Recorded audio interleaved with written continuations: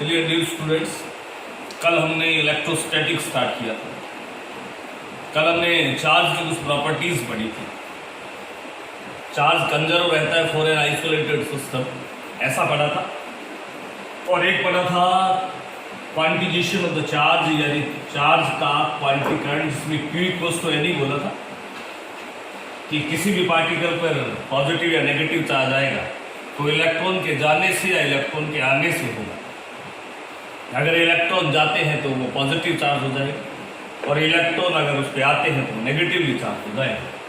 E की value मैंने आपको बताई थी 1.6 × 10⁻⁹ N बताया था नंबर ऑफ इलेक्ट्रॉन्स। इसके कुछ क्वेश्चन भी किए थे। जैसे एक एग्जांपल और लेते हैं इसका। आपसे पूछे कि 24 माइक्रोकूलाम जो है वो पॉसिबल है या फिर नहीं। तो आप देखेंगे कि 24 माइक्रोकूलाम तो पॉसिबल है या नहीं है, इसके बारे में देखना। वही Q equals to N, N equals to 2/E। 24 micro, E बोले तो 1.6 × 10⁻⁻,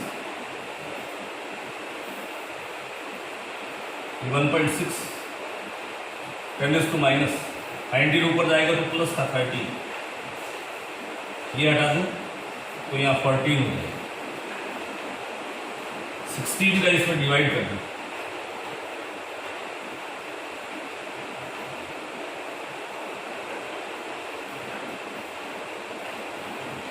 अब ये मत सोचिएगा कि ये 1.5 आ गया इसलिए नंबर ऑफ इलेक्ट्रॉन पॉसिबल नहीं है। ये पॉसिबल चार्ज है क्योंकि इसको यूं लिखा जा सकता है 1.5 × 10⁻14 को यूं भी लिखा जा सकता है। ये तो इंटीजर मल्टीपल है, इतने इलेक्ट्रॉन पॉसिबल है क्या? बिल्कुल पॉसिबल है। 150000 इंटीजर है। हाँ, अगर ये आंसर 1.5 × 10 की पावर, जैसे ये पॉसिबल है बेटा, यानी ये पॉसिबल है। पर अगर मान लो ये यूं होता वो भी पॉसिबल था क्योंकि इसको यूं लिख सकते हैं, ये भी इंटीजर है। पर अगर ये होता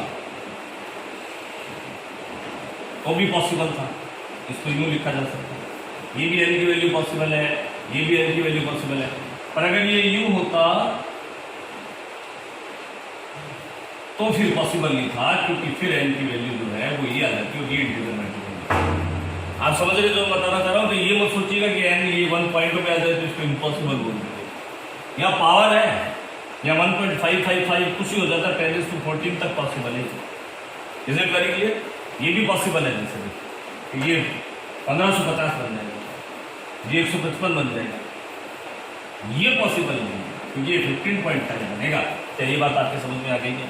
ओके, चलिए अब इस चैप्टर का सबसे बेसिक कॉन्सेप्ट, इस चैप्टर की जान पढ़ने जा रहे हैं, जिसको कि कूलैम्स लॉ बोला जाता है, कूलैम्ब का नियम बोला जाता है। तो हेडिंग लगाइएगा, कूलैम्स लॉ।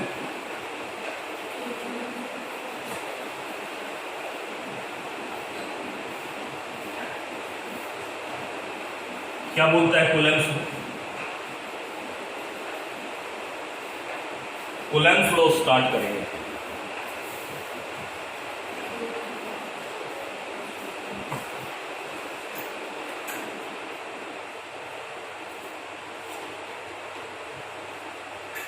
देखिए, कूलैम्स एक साइंटिस्ट था, कूलैम्ब। इसने बताया था कि दो चार्जेस हैं। लेट अस कंसीडर कि ये चार्ज है Q1, that is another charge Q2। The distance between the both charge is R। दोनों आवेशों के बीच की दूरी R है। तो ये दोनों आवेश एक दूसरे को आकर्षित या प्रतिकर्षित करेंगे। Either they will attract, either they will repulsive is. अगर सेम नेचर के हैं तो रिपल्शन होगा और अगर अपोजिट नेचर के हैं तो अट्रैक्शन होगा। तो उस इलेक्ट्रोस्टैटिक वैद्युतीय बल, इलेक्ट्रोस्टैटिक फोर्स, जिसको कि Fe बोला जाता है, के बारे में कूलैम्ब ने बताया था कि that is directly proportional to the product of the both. ये दोनों के आवेशों के परिमाण के गुणनफल के समानुपाती होता है। That is directly proportional to the product of the both as well as inversely proportional to the square of the distance between both, दोनों के बीच की दूरी के वर्ग के व्युत्क्रमानुपाती होता है। तो ये जो फॉर्मूला बन गया कि इलेक्ट्रोस्टैटिक फोर्स जो है वो दोनों को एक साथ लिख दिया मैंने, और कांस्टेंट जो लगाया जाता है वो लगाते हैं 1/4 पाई एप्सिलॉन नॉट। वापिस से रिपीट कर रहा हूं, इसको बोलते हैं 1/4 pi epsilon 0, 1/4 pi epsilon not, या फिर कैलकुलेशन में न्यूमेरिकल कैलकुलेशन के लिए इसको के भी लिख देते हैं। के जो है वो 1/4 पाई एप्सिलॉन नॉट के ऊपर होता है। अब के का नाम है, के को बोलते हैं कूलाम का कांस्टेंट, और एप्सिलॉन नॉट को बोलते हैं permittivity of free space. Permittivity का मतलब होता है विद्युतशीलता, मुक्त आकाश की विद्युतशीलता। के की वैल्यू होती है 9 × 10⁻⁹ बहुत बार यूज होगा न्यूमेरिकल में। क्या बना है, F = K Q1 Q2 upon R²। के क्या है, कूलॉम कांस्टेंट, वैल्यू कितनी है 9 × 10⁻⁹। यूनिट क्या होगी, के की यूनिट निकालने के लिए के को अकेला करते हैं, इन दोनों को इधर ले जाए, ये बनेगा न्यूटन और ये मीटर स्क्वायर, अपॉन में इन दोनों को यहां ले आए, ये दोनों ही चार्ज है, कूलॉम है, यानी कूलॉम स्क्वायर। एप्सिलॉन नॉट की जो वैल्यू है वो होती है 8.85 × 10⁻12, 8.85 × 10⁻12, उल्टा एक दूसरे का। तो जो इसका यूनिट है उसका उल्टा यूनिट इसका हो जाएगा, इसका हो जाएगा coulomb square upon newton metre square. वापिस से रिपीट करूं, दो चार्जेस हैं, दोनों के बीच का डिस्टेंस r है, दोनों का अमाउंट है Q1 Q2, दोनों एक दूसरे पे इलेक्ट्रोस्टैटिक फोर्स लगाएंगे। अगर दोनों एक ही नेचर के हैं तो रिपल्शन यानी प्रतिकर्षण, और अगर अलग अलग नेचर के हैं तो आकर्षण यानी अट्रैक्शन लगाएंगे। दोनों का जो फोर्स है दोनों के बीच में लगने वाला वो K Q1 Q2 upon R² होता है। K जो है 1/4 पाई एप्सिलॉन नॉट के इक्वल है। K का नाम है कूलॉम कांस्टेंट, वैल्यू है 9 × 10⁹, यूनिट है newton metre square upon coulomb square. Epsilon naught है परमिटिविटी यानी विद्युतशीलता, फ्री स्पेस की वैल्यू है 8.8 × 10⁻12, यूनिट उसका उल्टा हो जाएगा। अब के तो न्यूमेरिकल कांस्टेंट होता है, चलो ये तो कोई दिक्कत नहीं। इसका क्या मतलब होता है विद्युतशीलता का, उसका मीनिंग समझते हैं। देखिए, अगर मैं इन्हीं चार्जेस को, इतने ही चार्जेस, इतनी डिस्टेंस पे अगर मैं यहाँ मीडियम बदल देता हूं, जैसे यहाँ एयर है, एयर की जगह वाटर रख देता हूं, तो इस फोर्स की वैल्यू बदल जाएगी। इसका मतलब ये हुआ कि ये जो फोर्स है ये चार्जेस के साथ साथ, डिस्टेंस के साथ साथ इस मीडियम की, यहाँ के माध्यम के नेचर पे भी डिपेंड करता है। यानी अलग अलग मीडियम उन फोर्सेस, उस इलेक्ट्रोस्टैटिक फोर्सेस को अलग अलग अलाउ करता है, अलग अलग परमिशन देता है, अलग अलग रिस्पॉन्स देता है। तो कोई भी मीडियम उस इलेक्ट्रोस्टैटिक वैद्युतीय फोर्स, कौन सा फोर्स जो चार्जेस के बीच में लगता है, उसके लिए कितना रिस्पॉन्स देता है, इसका जो न्यूमेरिकली मीनिंग होता है उसी को बोलते हैं परमिटिविटी। परमिटिविटी का मतलब होता है अमाउंट ऑफ परमिशन, कि वो इलेक्ट्रोस्टैटिक फोर्स को कितना अपने अंदर परमिशन देता है। शील, विद्युतशीलता, शील का मतलब होता है समाना, तो वो इलेक्ट्रोस्टैटिक फोर्स को अपने भीतर कितना अलाउ करता है, परमिशन देता है, उसको बोलते हैं अमाउंट ऑफ परमिटिविटी, जिसको एप्सिलॉन नॉट, अगर एयर की है तो एप्सिलॉन नॉट से रिप्रेजेंट करते हैं। Is it? आगे भी इसका डिस्क्रिप्शन करेंगे। अभी हमने ये देखा कि दो चार्जेस के बीच में लगने वाला जो फोर्सेस है वो K Q1 Q2 upon R² होता है। ये आपके दिमाग में फिट कर लीजिए। Is it very clear? Okay, आगे चलते हैं।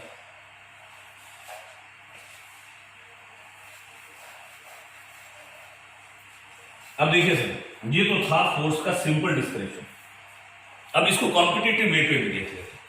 सबसे पहले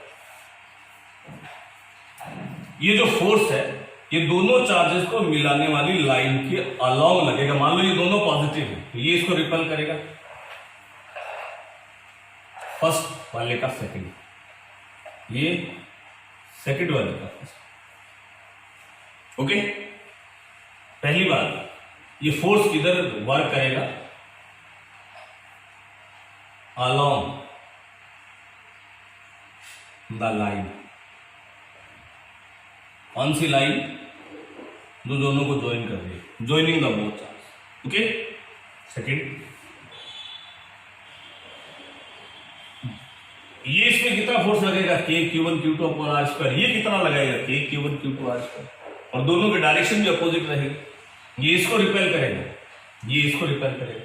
अगर ये मान लो अट्रैक्ट होता तो ये इधर अट्रैक्ट होता और ये इधर अट्रैक्ट होता, और ये दोनों फोर्स जो है वो इक्वल और अपोजिट डायरेक्शन में होते हैं, इसलिए ये न्यूटन्स थर्ड लॉ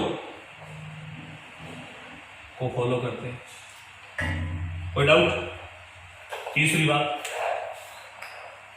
ये जो इलेक्ट्रोस्टैटिक फोर्स है, जैसे आप चार्जेस को रख दोगे तो अपने आप अट्रैक्ट या रिपल होते हैं, कोई पकड़ के उनको अट्रैक्शन या रिपल्शन नहीं करता। इसका मतलब ये इंटरनल फोर्सेस है। इंटरनल फोर्सेस है तो इंटरनल फोर्सेस की प्रेजेंस में इस सिस्टम का centre of mass, centre of मास समझते हो? याद करो, रोटेशनल में अगर ये दोनों सेम मास के हैं तो बीच में आ जाएगा, अगर ये भारी है तो इधर आ जाएगा, ये भारी है तो इधर आ जाएगा। यानी due to the internal force इस Fe यानी इलेक्ट्रोस्टैटिक फोर्स की प्रेजेंस में ये कैन नॉट चेंज क्या? पोजीशन किसकी? सेंटर ऑफ मास की पोजीशन चेंज नहीं कर सकता। ओके, अब इंटरनल फोर्सेस है तो याद करो, इंटरनल फोर्सेस है तो इंटरनल फोर्सेस की प्रेजेंस में एंगुलर मोमेंटम भी इनका कंजर्व रहता है। ओके, और ये जो है सेंट्रल फोर्सेस है। कोई पूछे तो क्या? ये मत सोचना कि सेंट्रल फोर्सेस का मतलब होता है जो सेंटर की तरफ लगते हैं। सेंट्रल फोर्सेस का मतलब वो होता है जो डिस्टेंस पे डिपेंड करते हैं। क्या ये फोर्स डिस्टेंस पे डिपेंड कर रहा है? हाँ कर रहा है, इसलिए ये भी central forces. Okay, as well as conservative force भी है। कंजर्वेटिव फोर्स, कंजर्वेटिव फोर्स के अंदर ये बल, कंजर्वेटिव बोले तो संरक्षी। क्यों भाई? संरक्षी याद करो, वर्क पावर एनर्जी में पढ़ा था कि वो फोर्सेस जिनके अंडर में वर्क है वो पाथ पे डिपेंड नहीं करता, तो इलेक्ट्रोस्टैटिक में वर्क है जो पाथ पे डिपेंड नहीं करेगा, इसलिए कंजर्वेटिव फोर्सेस भी है। क्या ये बातें आप समझ गए क्या इससे रिलेटेड? कि ये जो फोर्स है इलेक्ट्रोस्टैटिक फोर्स है that will work along the line joining the both charges, दोनों को जोड़ने वाली लाइन में काम करेगा, इक्वल और अपोजिट है, थर्ड लॉ को फॉलो करेगा। इंटरनल फोर्सेज है इसलिए सेंटर ऑफ मास की पोजीशन चेंज नहीं होगी। सेंट्रल फोर्स है डिस्टेंस पे डिपेंड करता है। कंजर्वेटिव फोर्स है यानी वर्क डन है वो पाथ पे डिपेंड नहीं करेगा। क्या ये बात समझ में आ गई? क्या बोलो, कोई डाउट? इसका रेंज जो है, रेंज वो तो कम होती है ग्रेविटेशन फोर्स, ग्रेविटेशन फोर्स की रेंज ज्यादा होती है, पर ये है पावरफुल। कल भी मैंने बताया था कि अगर ऑर्डर ऑफ फोर्सेस देखें तो न्यूक्लियर फोर्स सबसे पावरफुल होता है, जो प्रोटॉन्स न्यूट्रॉन्स के बीच में लगता है, न्यूक्लियर। इलेक्ट्रोस्टैटिक फोर्स उसके बाद और सबसे वीक होता है ग्रेविटेशन फोर्स। क्या ये बात आपको समझ में आ गई क्या? ओके, तो चलिए अब इसको कुछ न्यूमेरिकल्स करना स्टार्ट करते हैं। चलिए एक बार इसको वापस से आप रिवाइज कर लीजिएगा वीडियो को पॉज करके।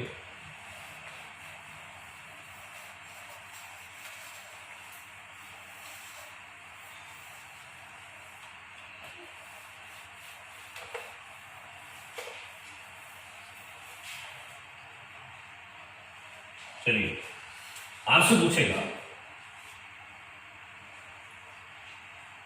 एक +3 माइक्रोकूलम है और एक -3 माइक्रोकूलम चार्ज, इनके बीच में जो फोर्स लग रहा है वो F है। अगर दोनों में +3 और ऐड कर दे, दोनों में, तो नया फोर्स क्या होगा? ऐड कर देते हैं, ये हो जाएगा +6 ये +3 और -3, फोर्स होगा K, Q1 Q2 तो 0 हो गया, तो न्यू फोर्स होगा वो कितना हो जाएगा? कोई डाउट?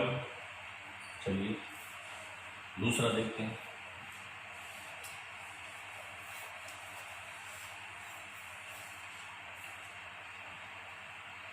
आपसे पूछ रहा है कि एक चार्ज है Q, इसको 2 पार्ट में बदलना है, आपको तोड़ना है 2 पार्ट। तो ऐसा हो कि दोनों जो पार्ट हैं यानी बोथ पार्ट है वो मैक्सिमम फोर्स, दोनों पे मैक्सिमम फोर्स लगे। आपको ऑप्शन दे रखे हैं कि दोनों को आधा आधा कर दूं, या दूसरा है Q/4, तीसरा है Q/3, फोर्थ है नन ऑफ दिस। एक बार मैं क्वेश्चन रिपीट कर देता हूं कि आपके पास Q चार्ज है, इसको 2 पार्ट में स्प्लिट तोड़ना है कि वो जो दोनों पार्ट है वो मैक्सिमम फोर्स फील करे, तो वो दोनों पार्ट्स आपको बताने हैं। ये आपके ऑप्शन, आपको क्वेश्चन समझ में आ गया? चलिए करते हैं। लेट अस कंसीडर एक पार्ट कर दिया Q, दूसरा पार्ट क्या हो जाएगा? अभी दोनों के बीच में फोर्स कितना लगेगा? वही जो कूलैम्ब ने बताया था, K Q1 Q2 upon distance. आपसे फोर्स पूछ रहा है या मैक्सिमम फोर्स पूछ रहा है? मैक्सिमम मिनिमा को इंट्रोड्यूस करते हैं। मैक्सिमम मिनिमा क्या बोलते हैं कि अगर ये फोर्स मैक्सिमम है तो विद रिस्पेक्ट टू चार्ज इसका फर्स्ट डिफरेंशिएशन क्या होना चाहिए? 0। फिर वो कह रहे हैं कि डिस्टेंस तो 2 पार्ट कर दिए, इसके 2 पार्ट। अब डिस्टेंस तो वही रखो, कौन से 2 पार्ट होंगे जिससे मैक्सिमम फोर्स लगे दोनों के बीच में, यानी Q बदल रहा है तो इस फोर्स का with respect to Q first differentiation 0 होना चाहिए। पहली बात तो ये कर देते हैं। पहले ये फोर्स है क्या, इसको मल्टीप्लाई करते हैं अंदर। ये K और R² तो कांस्टेंट है, तो डिफरेंशिएशन किसका होगा? Q को अंदर मल्टीप्लाई किया -Q² 0, Q का Q के विद रिस्पेक्ट टू 1 तो ये Q बन जाएगा। x² का डिफरेंशिएशन 2x, तो यहां से Q की वैल्यू आ जाएगी। और अगर ये Q/2 है यानी ये Q/2 है तो Q में से Q/2 जाएगा, तो ये पहला आंसर है। कोई डाउट? इसको आप चाहो तो वैसे भी कर सकते थे। मान लीजिए आपके पास बोल देता कि 10 कूलैम्ब है, इसको 2 पार्ट में ब्रेक करो, तो 10 को ब्रेक करने के कई मेथड हैं, 4 6 6 4 3 7 2 8 9 1 5.5 4.5 इनफाइनाइट है। अब मान लो 10 को 5-5 कूलैम्ब में तोड़ दिया, या 6-4 कूलैम्ब में तोड़ दिया, 3 कूलैम्ब 7 कूलैम्ब में तोड़ दिया, 2 और 8 में तोड़ दिया, तो मैक्सिमम फोर्स कब लगता है? फोर्स तो K Q1 Q2 upon R² होता है, यानी Q1 Q2 दोनों के मल्टीप्लाई के ऊपर डिपेंड करेगा। इसका मल्टीप्लाई, इसका, इसका, इसका, आप देख रहे हैं सबसे ज्यादा मल्टीप्लाई वो होगा किसी भी नंबर को अगर आप 2 पार्ट में तोड़ना चाहते हैं तो दोनों को इक्वल में रख दीजिए, उन्हीं का मल्टीप्लाई सबसे ज्यादा होता है। इसलिए इक्वल इक्वल तोड़ना था। आप चाहो तो कंपटीशन में इसको डायरेक्ट भी कर सकते हो कि इक्वल इक्वल तोड़ना पड़ेगा, तभी उनमें मैक्सिमम फोर्स लगेगा। क्या ये सवाल समझ में आ गया क्या? ओके, चलिए आगे चलते हैं, एक क्वेश्चन और करते हैं।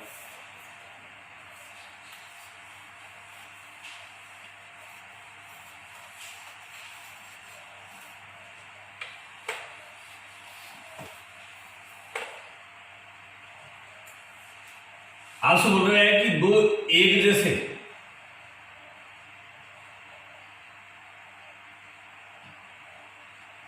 चार्ज गोले दोनों पे फोर्स लग रहा है, कितना? F। ओके, अब एक और तीसरा अनचार्ज, तीसरा उदासीन बोला, जिसपे आवेश नहीं है, अनचार्ज स्फीयर है। इन दोनों गोलों का नाम रख देता हूं ए एंड बी, और इसका नाम रख देता हूं सी। तो ये जो सी है, ये दो थे ए और बी, और ये है सी। इस सी को फर्स्ट ए के साथ, देन बी के साथ टच कराते हैं, और फाइनली वहां से रिमूव कर देते हैं। अब जो है नया फोर्स ए और बी क्या होगा? ऑप्शन है F 3F/4, 3F/8, none of these. क्या ऑप्शन है भाई? पहले मैं क्वेश्चन समझाता हूं। बोला कि दो सिमिलर का मतलब होता है दोनों पे चार्ज एक जैसा है। मान लो डिस्टेंस, इसका नाम है ए और इसका नाम है बी, इनके बीच में जो फोर्स लग रहा है वो F। अब क्या करता है? थर्ड अनचार्ज स्फीयर, तीसरा ये स्फीयर है जिसपे कोई चार्ज नहीं, इसका नाम है सी, इस पे 0 चार्ज। पहले ए के साथ टच कराते हैं, तो जैसे इसको ए के साथ टच कराएंगे, अगर दोनों का साइज सेम है तो टोटल चार्ज को दोनों अपने साइज के अकॉर्डिंग बांट लेंगे। साइज सेम है तो आधा आधा बांट लेंगे। ये Q था, इस पे 0 था, टोटल Q हो गया, तो ये Q/2 तो इसको मिल गया A को, और इस C को भी Q/2 मिल गया। ये B था, इसमें कितना था? Q। अब ये जो C स्फीयर है जिसका अब Q/2 हो गया, क्योंकि ये टोटल Q था तो आधा आधा हो गया। अब A से टच करा दिया, यहां हो गया। अब इसको B से टच कराया, तो B से टच कराओगे तो ये आधा और 1/2 हो गया, यानी 3/2। तो ये दोनों भी सिमिलर है। तीसरा भी सिमिलर स्फीयर था, थर्ड अनचार्ज सिमिलर स्फीयर। ये भी आधा आधा बांट लेंगे, तो 3/2 को आधा आधा बांटेंगे तो इसमें हो जाएगा 3/4 बी पे। ए पे कितना था? Q/2 ही था, और सी पे भी 3/4 आ जाएगा, और सी को वहां से रिमूव कर दिया, हटा दिया। सी तो चला गया, 3/4 लेके चला गया। अब ए और बी के बीच में फोर्स कितना लगेगा? वही K Q1 Q2/R। पहले तो यहां भी Q था और यहां भी Q था, डिस्टेंस R थी, डिस्टेंस तो अभी भी R। Q में क्या फर्क पड़ा? 1/2 का फर्क तो यहां पड़ गया, और 3/4 का यहां पड़ गया। तो इन दोनों को जब K Q1 Q2 करेंगे, मल्टीप्लाई करेंगे, तो 1/2 इंटू 3/4 3/8 हो जाएगा। ये आपका आंसर। कोई डाउट? एक बार रिवाइज करूं, जरूरत ही नहीं, वीडियो को बैक करके खुद ही रिवाइज कर लीजिए।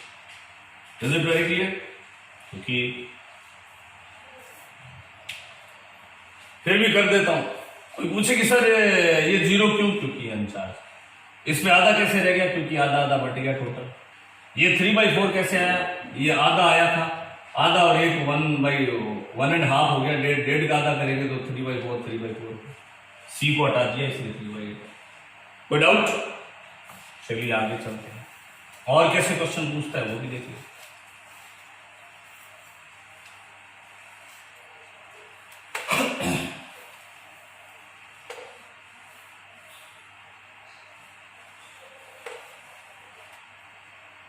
देखिए, आपसे पूछेगा कि एक चार्ज है E। पहली बात तो E को ये मत मान लीजिएगा कि इलेक्ट्रॉन का चार्ज है -1.6 इंटू 10⁻⁹ नहीं। जब तक माइनस नहीं बोले इसको नेगेटिव नहीं माना। E का मतलब ओनली 1.6 इंटू 10⁻⁹ बोला है। प्रोटॉन पे भी इतना होता है और इलेक्ट्रॉन पे भी इतना ही होता है, यानी एक चार्ज है E। एक दूसरा चार्ज नहीं। ओके, इन दोनों को 16 मीटर या सेंटीमीटर मान लीजिए, मीटर की डिस्टेंस पे रखा है। Two charges E and 9E both are placed at the distance of 16 metre. अब वो ये पूछता है कि एक ऐसी जगह बताओ where an another charge of 10 microcoulomb is placed such that it will experience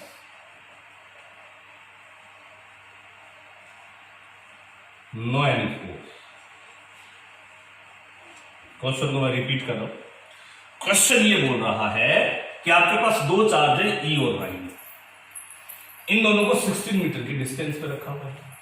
अब बोलेंगे तीसरा चार्ज अनदर चार्ज 10 माइक्रोकूलम, उसको रखना है कहां रखी, वो भी पूछ रहा है कहां रखी, कि उस 10 पे इन दोनों की वजह से कोई फोर्स नहीं लगेगा। ओके, ये आपका क्वेश्चन है। चलिए देखते हैं। तो देखिए कैसे करेंगे। ये ई था, ये 9E था, डिस्टेंस थी 16, यहां पे मान लीजिए आपने 10 माइक्रोकूलम रख दिया, इस डिस्टेंस को आपने x मान लिया। अगर x ये है तो ये डिस्टेंस 16 माइनस x होगा। अब इस 10 माइक्रोकूलम पे दोनों फोर्स लगाएंगे, ये भी। तो ये 10 माइक्रोकूलम, ये मत सोच लीजिएगा कि ये नेगेटिव है तो पॉजिटिव। नेगेटिव चार्ज तो तभी बनता है जब पहले माइनस आ जाए। 10 इंटू 10 इंटू माइनस 7 का मतलब 0.00005 टाइम 0.1 है तो पॉजिटिव। तो ये क्या करेगा सर, ये इसको रिपेल करेगा इधर, ये भी इसको रिपेल करेगा। हम चाहते हैं कि इस पे टोटल फोर्स 0 हो जाए। तो अगर 10 माइक्रोकूलम पे टोटल फोर्स 0 है तो डेफिनेटली जितना फोर्स ई वाला लगाएगा उतना ही फोर्स 9E लगाए 10 पे, तभी फोर्स 0 होगा। हाँ या ना, क्योंकि अपोजिट तो दिख ही रहे हैं, ये इसको रिपेल कर रहा है, ये इसको रिपेल कर रहा है, इक्वल होंगे तभी 0 हो। तो ये इस पे कितना फोर्स लगाएगा, K Q1 Q2 10 micro upon distance, ये कितना लगाएगा, K Q1 Q2 10 micro upon distance तो ये K 10 micro K E cancel हो गया। बाकी जो बचा है सबका अंडर रूट लेता हूं, सबका अंडर रूट ले लेता हूं। कितना है, कभी सबका अंडर रूट ले लिया जाए तो ये 1/x² है, ये 9 का 3 अपॉन 16 माइनस मल्टीप्लाई कर दिया, क्रॉस इस x को इधर ले जाएगा तो x कितना जाएगा 4 मीटर। अभी भी आंसर कंप्लीट नहीं। 4 मीटर कहां से, E से या 9E से, x कहां से लिया था, 4 मीटर फ्रॉम E। क्या ये बात समझ में आ गई क्या, कोई डाउट? ओके, इसका मतलब यहां से 4 मीटर पर अगर किसी चार्ज 10 माइक्रोकूलम को रखोगे तो इस पे कोई फोर्स नहीं पड़ेगा, लगेगा। तो कई बार ऐसा भी पूछ सकता है कि बताइए वो पॉइंट कहां है जहां पे इस पे फोर्स नहीं लगेगा, जबकि इसको एग्जाम से और भी डाला जाता है, वो पॉइंट जहां पे रखे गए किसी भी चार्ज पे फोर्स नहीं लगे उसको न्यूट्रल पॉइंट भी बोलते हैं, उदासीन बिंदु। तो अगर आपको ऐसा बोल देता कि इनके बीच में न्यूट्रल पॉइंट सर्च करो, उदासीन बिंदु सर्च करो, इसका मतलब यही होता कि वो जगह खोजना चाहता है जहां पे फोर्स नहीं लगे। वैसे तो फोर्स लग रहा है, ये दोनों ही लगा रहे हैं, इस पे नहीं लग रहा क्योंकि इसमें ये दोनों जितना लगा रहे हैं वो इक्वल और अपोजिट है, तो इस पे टोटल फोर्स लगने वाला 0। कोई डाउट, एनी प्रॉब्लम, कर लेंगे। इसी में दूसरा क्वेश्चन पूछ रहा है कि अगर 10 की जगह मैं 20 माइक्रोकूलम रखता, 10 की जगह 20 माइक्रोकूलम रखता तो न्यूट्रल पॉइंट की उदासीन बिंदु की सिचुएशन कहां होती? तो मैं बोलता कि अगर आप 10 की जगह 20 रखते तो यहां भी 20 आता, यहां भी 20 आता, 20 दोनों कैंसिल हो जाते, और दोनों कैंसिल हो जाते इसका मतलब 20 30 कुछ भी रखो वो हमेशा कैंसिल आउट होंगे। तो क्या ये बात मानी जा सकती है कि दैट न्यूट्रल पॉइंट, ये जो उदासीन बिंदु है that is always free from the amount of the charge, जिसमें जो इस पे रखा जाता है 10 की जगह 100 रखोगे तो भी 4 मीटर जाएगा। That neutral point is free from the amount of the charges that is being placed on it. ये उदासीन बिंदु इस पर रखे जाने वाले आवेश की मात्रा से स्वतंत्र होता है। क्या ये बात आपको समझ में आ गई क्या? कोई डाउट? चलिए और देखते हैं। एक काम करते हैं,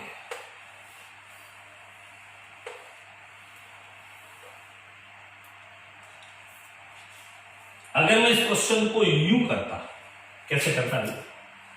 अगर मैं E और 9E की जगह इसको मैं यूं कर देता कि मान लीजिए ये न्यूट्रल पॉइंट X है, √Q1 √Q1 plus √Q2 into R।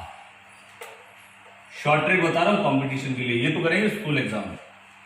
तो क्या करता, तो x इक्वल टू आता √ पहले का यानी E का, यहां भी E का, यहां भी 9E का, इंटू R का मतलब टोटल डिस्टेंस, तो x आ जाता। √E तो कॉमन है सब, यहां बचेगा 1, यहां 1 और यहां 3।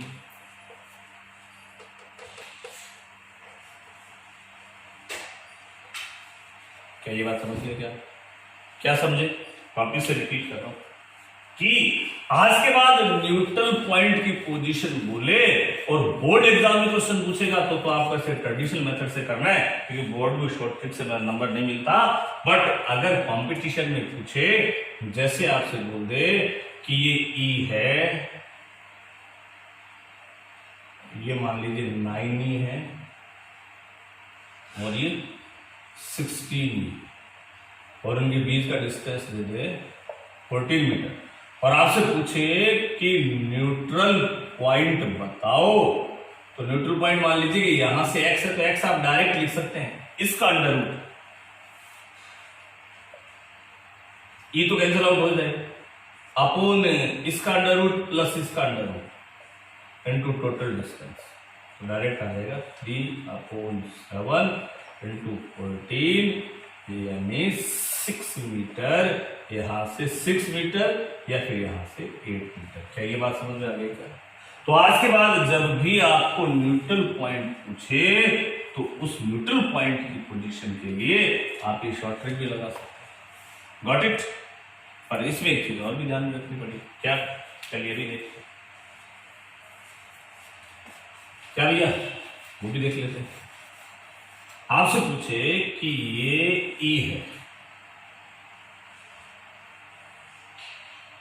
और ये -9E है, इनके बीच में आपको 10 माइक्रोकूलम रखना है।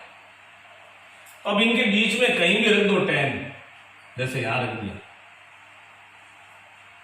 तो ये क्या करेगा? इसको रिपेल, और ये माइनस है, ये इसको अट्रैक्ट करेगा। इसमें टोटल फोर्स 0 हो ही नहीं सकता, इसमें टोटल फोर्स 0 हो ही नहीं सकता, क्योंकि दोनों फोर्स एक ही डायरेक्शन में आ रहे हैं। 0 तो तभी होता है जब अपोजिट, 0 आने की पहली कंडीशन है दोनों अपोजिट डायरेक्शन फोर्स होते हैं। तो ऐसे कंडीशन में जब अपोजिट नेचर के चार्जेस आ जाएं और आपसे पूछे बताइए चार्ज को कहां रखें, 10 माइक्रोकूलम, कि उस पर कोई फोर्स नहीं लगे यानी न्यूट्रल पॉइंट, तो फिर उस चार्ज को इस लाइन के बाहर रखना पड़ेगा, या तो यहां या तो यहां। अब ये भी डिसाइड करना पड़ेगा कि किधर रखें, किधर रखें भाई। आप ये देखो कि अगर आप इधर रख दोगे तो ये क्या होता है भाई, फोर्स जो होता है वो डिस्टेंस के स्क्वायर के इनवर्सली प्रोपोर्शनल है। ओके, तो अगर इधर रखोगे, ठीक है भैया, अगर इधर रखोगे तो डिस्टेंस कम होगी, ये खुद भी बड़ा है, माइनस तो अट्रैक्शन और रिपल्शन को बताएगा, ये खुद बड़ा है और इसकी डिस्टेंस भी कम है, तो इसका फोर्स ज्यादा हो जाएगा, इसका फोर्स तो वैसे ही कम है क्योंकि ये छोटा है। आपने डिस्टेंस बढ़ा दी तो फिर और फोर्स कम हो जाएगा, तो भी इक्वल नहीं होगी। इसका मतलब अगर आपको चाहते हो कि 10 माइक्रोकूलम रखा जाए और उस पर फोर्स नहीं लगे, फोर्स तो ये दोनों ही लगाएंगे, तो दोनों के फोर्स को इक्वल करने के लिए इस छोटे वाले के पास इस, मान लो ये डिस्टेंस कितना था 16 मीटर, इस पे रखेंगे x पे, यहां रखेंगे 10 माइक्रोकूलम। तो क्या होगा, ये तो करेगा इसको रिपेल क्योंकि पॉजिटिव पॉजिटिव है, और ये नेगेटिव इसको करेगा अट्रैक्ट, तब जाके इक्वल हो। कैसे, इस पे लगेगा कि Q1 Q2 अपोन, और ये कितना लगाएगा इस पे कि Q1, अब माइनस लेने की जरूरत नहीं है, माइनस तो सिर्फ डायरेक्शन बता रहा है कि ये इसको अट्रैक्ट करेगा। Q2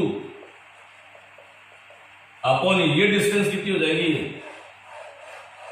16 प्लस, ये तो कैंसिल आउट हो गई, सब का अंडर रूट, ये 3 क्रॉस मल्टीप्लाई करेंगे,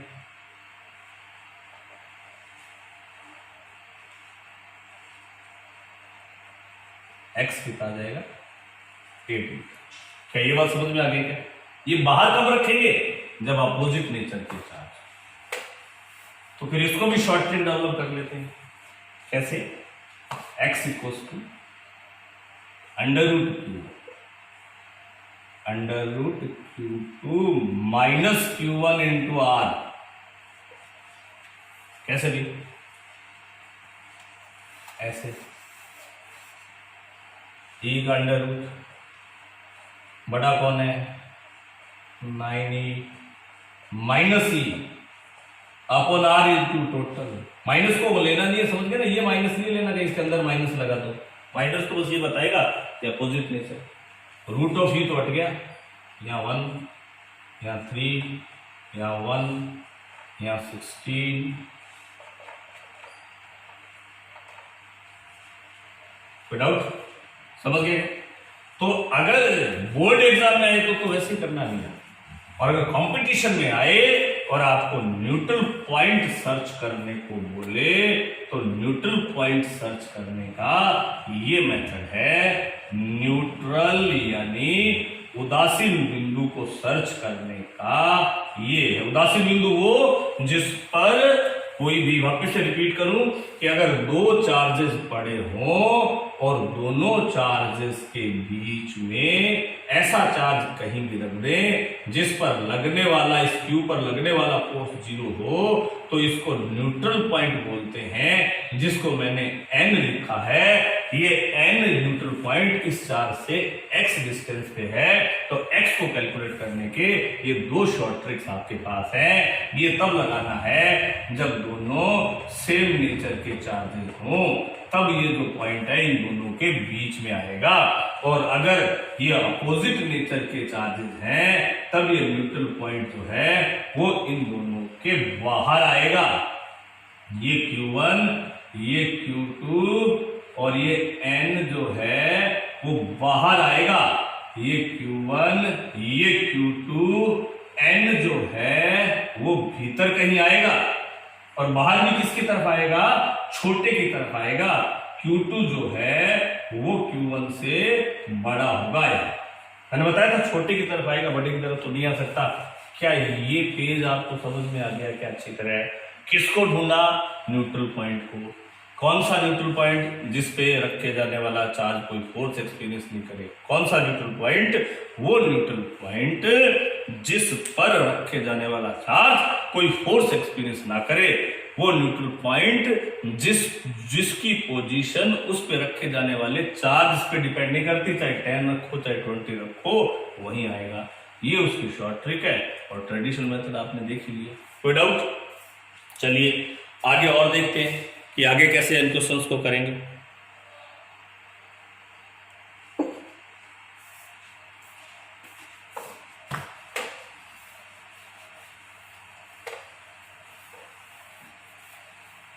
क्या भैया आपसे पूछ रहा है कि दो चार्जेस हैं E और 9, इनका डिस्टेंस दे दिया 16 सेंटीमीटर या मीटर। इनके बीच में एक तीसरा चार्ज रखते हैं।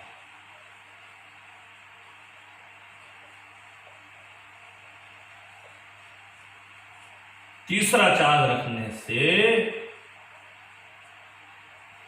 ऐसा हो जाता है system in equilibrium, system equilibrium में आ जाता है। तो ये जो तीसरा चार्ज है, इसकी तीन चीजें बतानी है, पोजीशन, अमाउंट और नेचर। वापिस से देखते हैं। अभी तक तो ये बोला था कि इन दोनों के बीच में न्यूट्रल पॉइंट सर्च करो। न्यूट्रल पॉइंट का मतलब वो पॉइंट जिस पे रखे वाला चार्ज इक्विलिब्रियम में आ जाए, वो पॉइंट जिस पे रखे जाने वाले चार्ज पे कोई फोर्स नहीं लगे, उसको न्यूट्रल पॉइंट बोलते हैं। अब क्वेश्चन को थोड़ा सा अंडरलाइन कीजिएगा, system in remains in equilibrium, system का रिमेन्स इन इक्विलिब्रियम, इसका क्या मतलब है वो भी देख लेते हैं। बोल रहे इन दोनों के बीच में ऐसा चार्ज रखो जिससे वो चार्ज, अगर इक्विलिब्रियम में पूछ लेता कि वो चार्ज इक्विलिब्रियम में आ जाए, इसका मतलब वो न्यूट्रल पॉइंट की बात कर रहा है। अब बोल रहा है कि उसको रखने से सिस्टम इक्विलिब्रियम में आ जाए। तो भाई क्या करें, देखते हैं, चलो करते हैं। सिस्टम इक्विलिब्रियम का मतलब होता है, आपको क्या चीज फाइंड आउट करनी है भाई, पोजीशन, अमाउंट, नेचर, ये तीन चीजें आपको फाइंड आउट करनी है। चलिए देखते हैं। मान लो कि यहां पे आपने वो चार्ज रख दिया क्यू, ओके, इस डिस्टेंस को मैंने एक्स ले लिया और इसको, तो पहले इस क्यू की पोजीशन निकालते हैं। पोजीशन तो वैसे निकाल लेंगे भाई, हाँ, सिस्टम इक्विलिब्रियम का मतलब पहले बता दो। सिस्टम का मतलब जब न्यूट्रल पॉइंट पूछा था तब तो मतलब था सिर्फ इस पे फोर्स जीरो। अब सिस्टम का मतलब जितने भी पार्टिकल है ये तीनों पे फोर्स जीरो होना चाहिए। इस पे भी टोटल फोर्स जीरो, इस पे भी टोटल फोर्स जीरो, इस पे भी टोटल फोर्स जीरो। ओके, तो पहले इस पे टोटल फोर्स जीरो करते हैं, वही जैसे अभी किया था। इस पे कौन लगाएगा, ये दोनों, कितना कितना, ये लगाएगा के Q1 Q2 अपॉन ये के Q1 Q2 अपॉन, वही तो है अभी किया था जो के क्यू कैंसिल आउट हो जाएगा, सब अंडर रूट लूंगा तो 1 upon x, 3 upon cross multiply करूंगा, एक्स की वैल्यू कितनी आ जाएगी 4, यानी ये एक्स आ गया 4। विदाउट, अब देखिए नेचर की बात करते हैं। नेचर कैसा हो, ये दोनों पॉजिटिव है, अब ये पॉजिटिव हो गया क्या नेगेटिव हो गया? अगर ये पॉजिटिव है तो ये इसको रिपेल करेगा, ये इसको रिपेल करेगा, इस पे फोर्स जीरो। अब देखिए अगर ये पॉजिटिव है तो इस पे फोर्स जीरो होने के लिए इस पे कौन कौन फोर्स लगाएंगे, ये दोनों। तो ये क्या करेगा, इसको रिपेल, ये क्या करेगा, इसको, ये भी रिपेल करेगा, दोनों पॉजिटिव है, इस पे जीरो फोर्स नहीं हो सकता, सिस्टम रिमेन्स इन इक्विलिब्रियम नहीं हो सकता। इसका मतलब इसको अपोजिट नेचर का होना पड़ेगा, क्योंकि अगर ये पॉजिटिव इसको रिपेल करेगा तो डेफिनेटली इसको अट्रैक्ट करना पड़ेगा, तभी इस पे जीरो होगा। मैं वापस से रिपीट कर दूं, सिस्टम रिमेन्स इन इक्विलिब्रियम का मतलब होता है इस पे लगने वाला फोर्स जीरो, इस पे लगने वाला फोर्स जीरो, सब पे लगने वाला फोर्स जीरो हो। इसको अगर मैं नेगेटिव कर दूं तो भी, तो ये इसको अट्रैक्ट करेगा, ये इसको अट्रैक्ट करेगा, जीरो हो जाएगा क्योंकि अपोजिट है। ये इसको रिपेल करेगा और ये इसको रिपेल करेगा। अब ये नेगेटिव लिया है तो ये इसको अट्रैक्ट करेगा, अब जीरो होने की प्रोबेबिलिटी बनती है। इसका मतलब पोजीशन तो आपने लिख दी 4 सेंटीमीटर फ्रॉम, नेचर आएगा इन दोनों का अपोजिट, ये दोनों तो पॉजिटिव है तो ये कैसा आएगा, नेगेटिव। अमाउंट और देखो, इसमें फोर्स आपने जीरो किया था तो पोजीशन पता चल गई। अब इन दोनों में से किसी एक पे और फोर्स जीरो कर दो, जैसे ई पे कर दो, E1 पे जीरो, ई पे कौन लगाएगा, ये दोनों, ये अट्रैक्ट करेगा और ये रिपेल, क्योंकि इसको आपने अपोजिट लिया। ये कितना फोर्स लगाएगा, ये इस पे फोर्स लगाएगा के Q1 Q2 अपॉन और ये कितना लगाएगा इस पे, ये लगाएगा के, इसकी बात कर रहे हैं ई वाली, तो ये लगाएगा के Q1 Q2 upon x square, और ये कितना लगाएगा ये के Q1 Q2 अपॉन ये डिस्टेंस कितनी है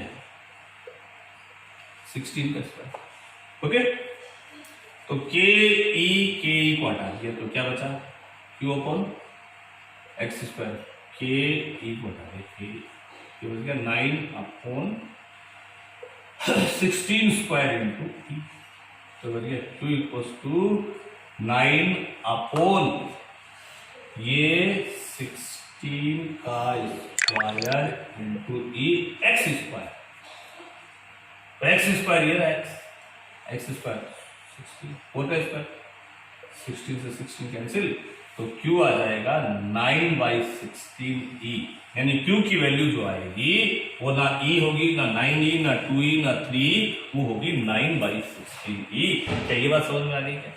जब सिस्टम रिमेन्स इन इक्विलिब्रियम पूछे उस कंडीशन में तीनों पार्टिकल पे फोर्स 0 होना चाहिए। क्या ये बात समझ में आ गई? क्या कोई डाउट? बोलो, समझ गए? चलिए और देख लेते हैं।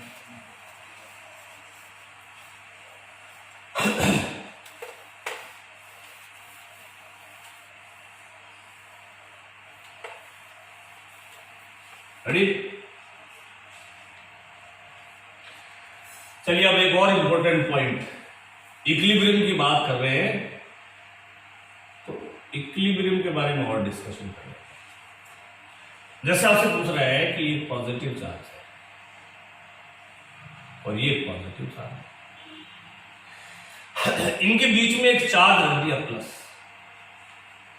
तो पूछेगा कि बताइए ये स्टेबल इक्विलिब्रियम में है, अनस्टेबल इक्विलिब्रियम में है या न्यूट्रल इक्विलिब्रियम में है। पहले तो इक्विलिब्रियम याद कीजिए, वर्क पावर एनर्जी में आपने पढ़ा होगा, एक का नाम था स्थाई, एक का नाम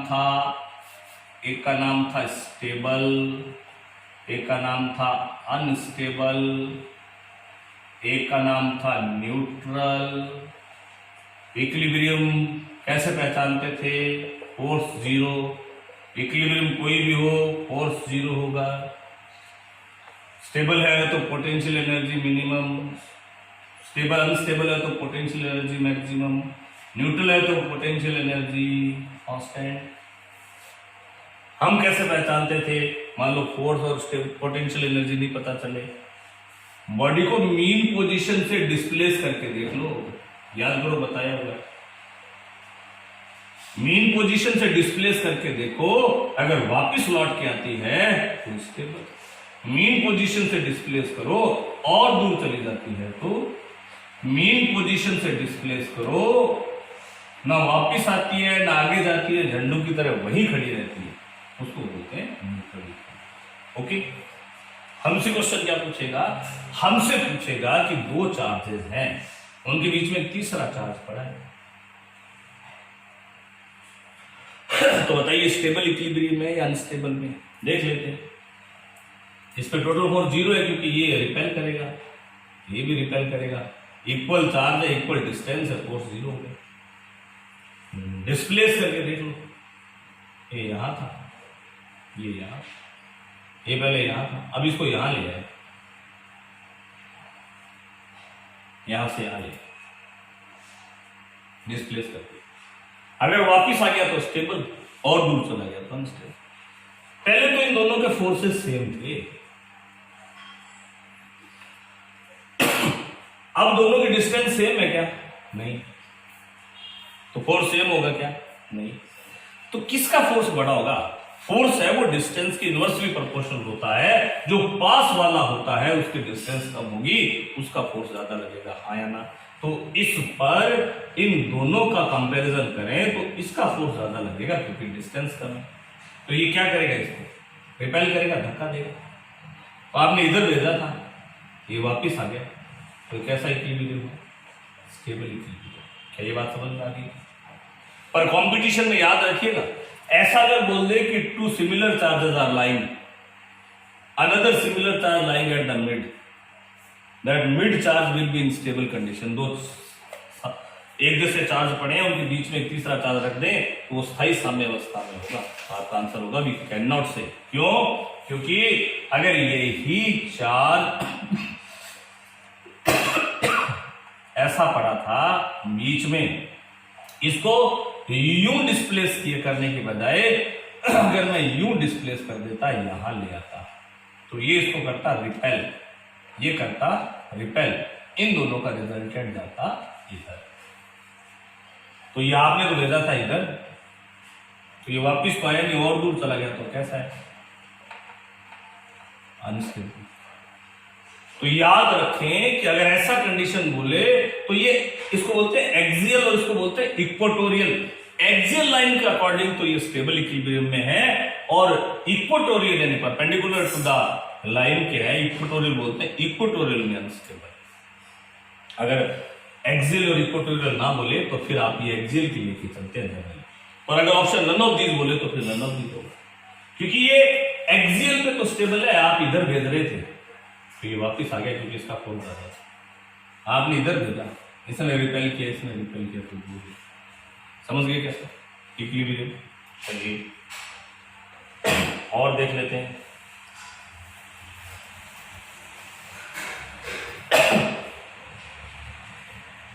ये नेगेटिव चार्ज, ये नेगेटिव,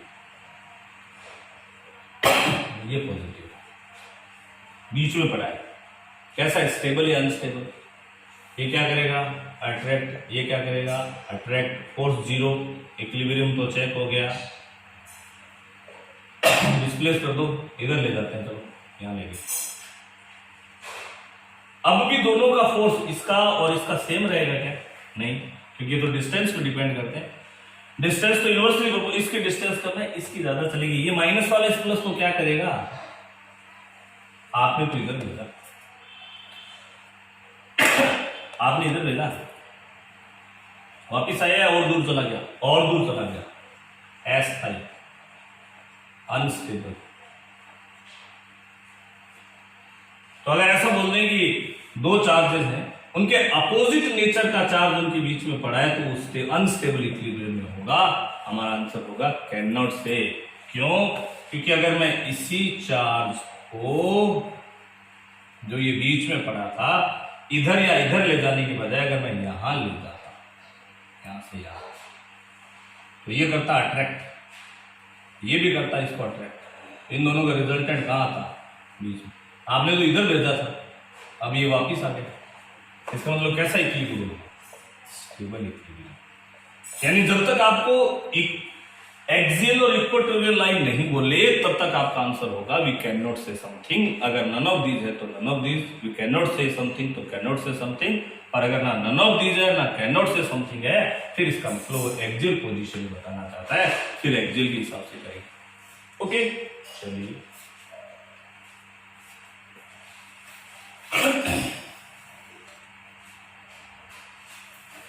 ये प्लस है, ये माइनस है, ये बीच में पड़ा है प्लस। ये बताना है कि स्टेबल है या अनस्टेबल। पॉज करके वीडियो बताइए ईमानदारी से, स्टेबल है या अनस्टेबल। कॉपी पे लिख के चेक कीजिए।